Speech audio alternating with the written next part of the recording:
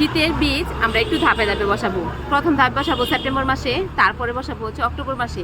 November মাসে যদি বীজ বসাতে যাই সেই ক্ষেত্রে কিন্তু দেখা যায় যে একটু শীত থাকে, ঠান্ডা থাকে, বীজের অঙ্কুরটা কিন্তু ভালো হয় না তখন। সেই জন্য সেপ্টেম্বর মাস অথবা আগস্ট মাসের লাস্ট দিয়ে আমরা সিম আর লাউ, তারপর মিষ্টি কুমড় এগুলো কিন্তু বসাই ফেলতে পারবো। আর নয়তো বা সেপ্টেম্বর মাস থেকে পুরো দমে কিন্তু আমরা শীতের বীজ বসানো শুরু করব। ধাপে ধাপে কেন বলছি যে সবজি কিন্তু দেখা যায় কি, মানে যে সবজিগুলো হবে, যেমন কিছু সবজি আছে একবারে কেটেই ফেলতে হবে, যেমন ফুলকপি, বাঁধাকপি, শালগম, এগুলো তো যখন একটা হবে তখন সেটা একবারই কেটে নিয়ে যাব, এর থেকে আর কোনো হবে না। সেই জন্য প্রথম ধাপে আমরা একবারে বসাবো, 10টার মতো করে বসাবো, তারপরে আবার তার 15 থেকে 20 দিন পর আবার আমরা 10টা করে বসাবো। মানে এরকম করে যদি আমরা বসাই তাহলে কিন্তু দেখা যাবে পুরো শীতই অল্টারনেট একটার পর একটা সবজি আমরা নিতে পারবো। এই যে আমার এখানে বাগানে আমার মনে হয় প্রতিটা গাছই এখন আমি কিছু না কিছু সবজি প্রতিদিন নিতে পারি, যার জন্য কিন্তু বাজার থেকে কোনো সবজি কিনতে হয় না। ধুন্দুল প্রথম ধাপে বসাইছি হচ্ছে একবার পহেলা বৈশাখে, একদম আমার বাগানের সব সবজি পহেলা বৈশাখে এক ধাপ বসাইছি।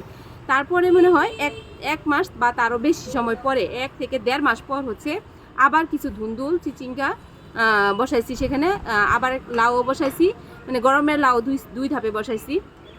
তো দেখা গেছে যে সেই ধুন্দুল থেকে এখন আগের যে ধুন্দুল আছে সেখানেও কিছু কিছু হচ্ছে, আবার পরে যে বসাইছি সেখানেও কিন্তু আবার ধুন্দুল শুরু করছে। এই যে এখানে এই ধুন্দুল গাছ, এটা কিন্তু একদম সর্বশেষ 3য় ধাপে বসাইছি। আমার মনে হয় এটার বয়স কেবল 1 মাস, আর এত সুন্দর মানে এখন আবার ধুন্দুল আসা শুরু করে দিছে। আর এই যে কালকে বাগানে এসে দেখি যে এই যে কত সুন্দর একটা ধুন্দুল বড় হয়ে গেছে। এই যে এটা কিন্তু কৃষি গবেষণার বীজ না, এটা হচ্ছে গিয়ে লাল তীরের হাইব্রিড বীজ। তো একটু ধাপে ধাপে আমরা বসাবো, আর অবশ্যই আমরা যত্নটা কিন্তু একটু সুন্দর করে নিব, সঠিকভাবে যত্নটা নিব। কিছু অনুখাদ্য কিন্তু আমাদের অবশ্যই দিতে হয় গাছে, তা না হলে দেখা যাবে গাছ থেকে যেরকম ফলনটা আমরা আশা করব সেরকম ফলনটা আমরা পাবো না। এই যে এত অল্প মাটিতে এত সুন্দর সুন্দর সবজি হচ্ছে, সেটাই তো কত সুন্দর না, দেখতে কত ভালো লাগে। তো মাটিতে যেহেতু আমাদের অল্প মাটি, সেজন্য আমরা মাটিতে আমরা যথেষ্ট পরিমাণ খাবারটা দিব।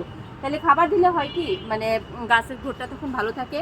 আর তারপরে একটা পর্যায়ে আসে যখন মাটিতে, যেমন বৃষ্টির কারণে তো আমরা দেখা যায় মাটিতে সেভাবে খাবার দিতে পারি না, সেই জন্য কিন্তু গাছে একটা অনুখাদ্য দিতে হয়, কিছু কিছু অনুখাদ্য দিতে হয়। সেগুলো যদি আমরা সঠিক নিয়মে স্প্রে করি, কিছু কিছু সবজির জন্য কিছু কিছু খাবার বেশি প্রয়োজন হয়। যেমন সামনে আমাদের শীতের মধ্যে ফুলকপি আসতেছে, টমেটো আসতেছে, দুইটার জন্য 2 ধরনের খাবার কিন্তু বেশ ভালো। একটা টমেটোটাকে নিচে যে কালো হয়, সে কালো হওয়ার থেকে কালো যেন না হয় সেই জন্য এক ধরনের খাবার দিতে হয়, আবার ফুলকপিটাকে বড় করার জন্য আবার খাবার দিতে হয়। তো এভাবে যদি আমরা একটু মেনটেন করে বাগানটা করি, মানে শুধু বসাচ্ছি কিন্তু যত্নটা আমার ঠিক মতো হচ্ছে না, মাটি তৈরিটা আমার ঠিক মতো হচ্ছে না, তখন কিন্তু রেজাল্টটা ভালো হবে না, তখন কিন্তু মনটাও ভালো লাগবে না। কিন্তু যখন সবজি একটানা আমরা নিতে থাকবো তখন কিন্তু খুব ভালো লাগে। একটু যত্ন, একটু সঠিকভাবে যত্ন, সঠিক নিয়মে পরিচর্যাটা করলে কিন্তু বাগান থেকে অনায়াসে একটা পরিবারের সবজির চাহিদাটা নেওয়া যায়। শুধু এক পরিবারের কেন, আমার তো মনে হয় যে প্রতি সপ্তাহে কাউকে না কাউকে কিছু কিছু সবজি আমি দিতে পারছি, দেওয়াতেও কিন্তু অনেক আনন্দ আছে। আর এই যে পটল তো আলহামদুলিল্লাহ খুব সুন্দর, মানে এখন শেষের দিকে তো দেখা গেছে যে এখন একটু কমই হচ্ছে। তো যাই হোক, যতটুকুই হোক না কেন নিতে পারছি আলহামদুলিল্লাহ। মানে এই পটলটা আমি নিয়ে শুধু ভাজি করি, মিষ্টি মিষ্টি লাগে। আর বাগানের সবজি, বাগানে যখন গাছপালাগুলো দেখি সেটা দেখতেও কিন্তু ভালো লাগে। মানে কিছু কিছু গাছে যদি সবজি কমও হয় কিন্তু গাছটা খুব সুন্দর হয়, সেটা গ্রোথটা দেখতেও ভালো লাগে। কিন্তু অবশ্যই আমরা যদি কিছু অনুখাদ্য, কিছু ভিটামিন স্প্রে করে দিই, সেগুলোতে অনায়াসে ভালো সবজি হবে।